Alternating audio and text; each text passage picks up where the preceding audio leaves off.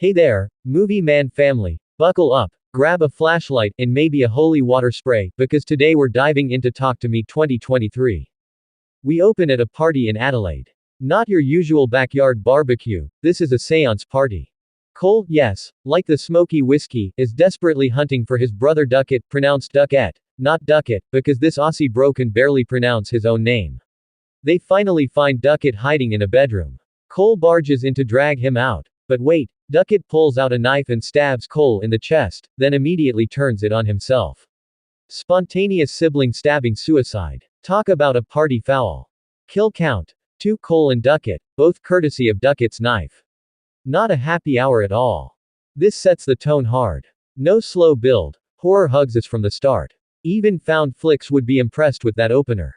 Franchises, take note, it's like It's Blood Bros with Stanley Kubrick flair. Immediately gruesome, heart-pounding, and oh man, nobody expected a twist in the first minute.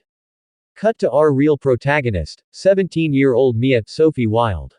She's smack dab in the middle of her mom Ray's second suicide anniversary.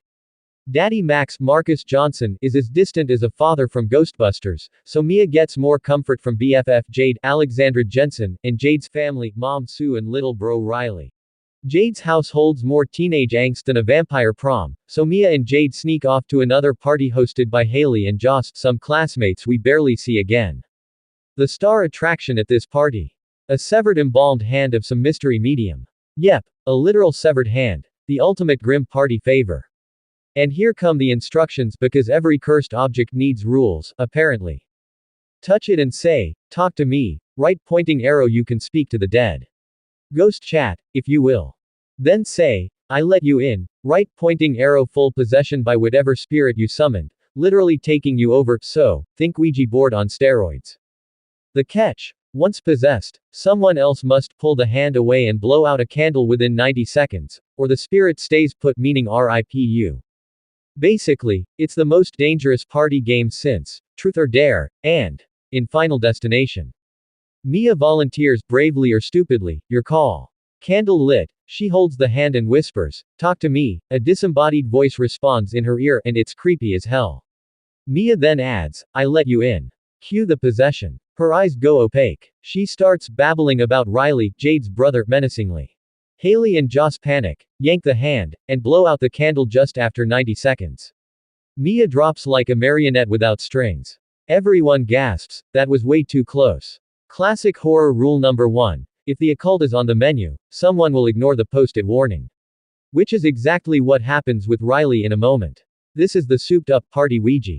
If your family gatherings lack excitement, try embalmed hands and candles. Note: not FDA approved. Holding a corpse part to talk with dead relatives. This concept is basically Candyman. The hand edition replace saying, Candyman, with, talk to me, and Shazam, you summon dinner ghost. Candyman taught us, don't repeat ghost words 3 times unless you really like bees and chainsaws. Also, glance back at Evil Dead 2, remember Ash's possessed hand. That ended with Ash chainsawing it off. Here, they don't cut it off, they just do the next best thing, blow out a candle. That's like ghost hunting with birthday candles, folks. Birthday cake. After Mia's near-death laugh, she's ecstatic. Grief-ridden teen or adrenaline junkie? We decide on both. She's buzzing about this scary experience, and it becomes pretty freaking fun, a ghost rave. Jade's boyfriend Daniel and everyone else join in the next night at Jade's place because why not do a double feature? They pass the hand around, summoning spirits like a paranormal open mic night. Each kid gets a different ghost, nothing major, just vibes. Jade's mom Sue freaks out, imagine your 9-year-old son touched a demonic high-five hand. Yes, she's scared. Jade forbids little Riley, Jade's brother, from playing. He's really curious though, and squeaks his turn for just 50 seconds. Big mistake. The spirit materializing as Ray's, Mia's mom's ghost. The ghost mom starts yapping lovingly to Mia, and Mia's like, oh hey mom, cue emotional shock. Mia don't blow out the candle, she wants her mom's ghost to keep talking. Suddenly Riley starts convulsing. He's no longer Riley, he's some demon ghost combo leaning face first into the wooden table. He bashes his head, screaming, the scene is brutal. They finally yank away, after way longer than 90 seconds break the connection. Riley's devastated, literally, rushed to the hospital in critical condition. We've officially cancelled this party game for good. OMG, instant regret. That 90-second timer was like a, ready, set, die, countdown. Auto blow out the candle, people. And guys, if I saw my mom ghost at a rager telling me secrets, I might do a double take, but Mia makes a classic horror mistake, ignoring sanity. You know, just to keep talking to dearly departed mom, because ghosts are totally reliable. This was Riley's big Annabelle moment, possessed by a loved one's spirit in a creepy way. Also, Riley banging his head deserves an entry on the scariest YouTube deepfake list, if it existed. Major jump scare on that one. Mia's grief spiral and real-world vibes. So, Mia's mom's death was originally called an accident, sleeping pills, right?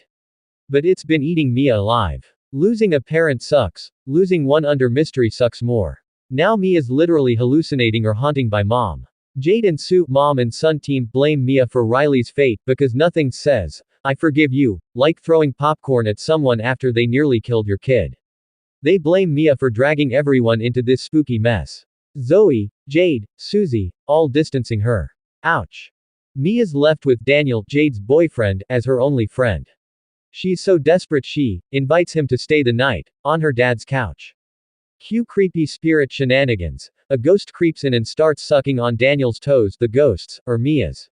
The movie plays it so quick. Daniel wakes up alarmed to see Mia doing some very NSFW footwork. He freaks out and storms out. Side note, PTSD of waking up to a foot fetish gone wrong, thanks mom.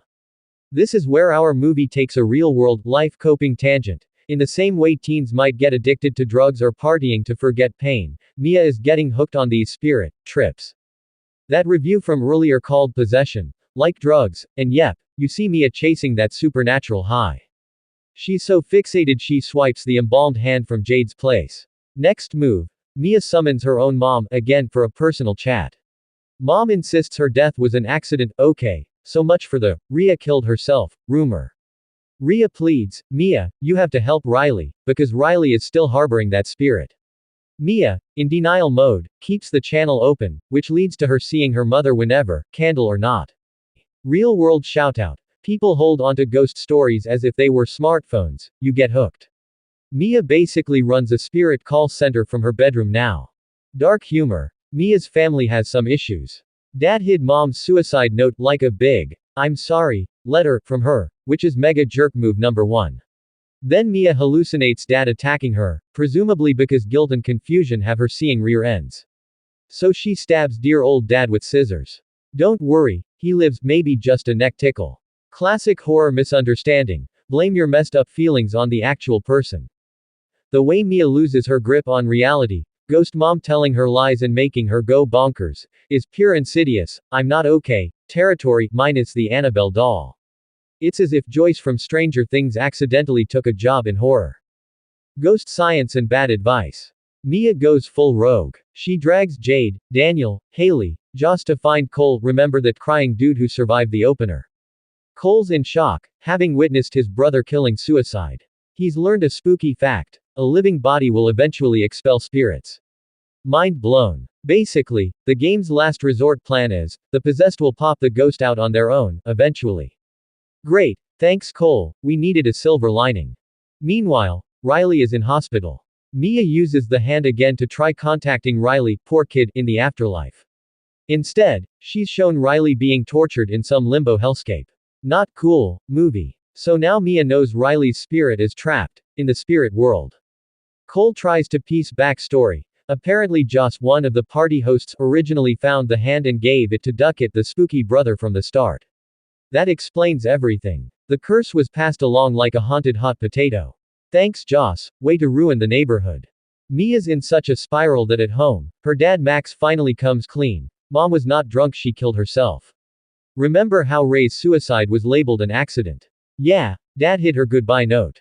Classic horror lie number 2. Parents lying about things for her own good. Mia's now thinking dad is the villain, and tries to kill him. Luckily, TV dad stumbles away. Enter grave risk plan. Mia's ghost mom says Riley has to die to break the curse. She tries convincing Mia to push Riley, in his wheelchair, into traffic on the highway. Mia takes Riley and heads to the road. For a second, Mia almost commits sibling murder, super dark. A car comes, Mia hesitates. At the last moment, Mia heroically jumps into traffic herself to save Riley. Mia gets hit, Riley is spared. Mia is now undead. The just kill the possessed kid trope is always suspect. Nice try, ghost mom, but that was demon logic. Who 100% believed that mom's ghost? This thing has worse intuition than 911. Mia shows genuine heroine chops by saving Riley with her own butt. Self-sacrifice for the win, hero moment. Sabrina Spellman, you've met your match. On ratings, this is where it gets very R-rated. Mia jumps in front of a car. Blood, gore, guts aplenty. Definitely not PG-13 material. If we censored it for a PG-13, we'd lose Riley's face smashing and Mia's face crunching. And no movie night raffle ticket either, sorry kid. You could imagine a PG-13 version. Riley just fainted, Mia runs away in tears, and we all assume everyone's fine. But nope, Talk to Me goes full-on demon car. It's Blumhouse with an Aussie accent, baby. Mia's sacrifice works. Cut to a hospital. Riley is fully healed, chit-chatting with Jade and Sue. Mom's secret is out, everyone's standing in the hallway. Only problem, Mia is nowhere. Mia has no reflection, no voice, just a glowy ghost. Dad, Max, steps into an elevator, completely oblivious, no, I love you, for Mia. She's invisible to all, alone in limbo. Then, just when things couldn't get more meta-weird, we see Mia's own hand extended next to a candle. Some foreign party is happening, Greek teenager holding the hand back to back with Mia, saying, talk to me, and Mia's voice whispers, I let you in. Boom. Mia is the ghost being summoned now. End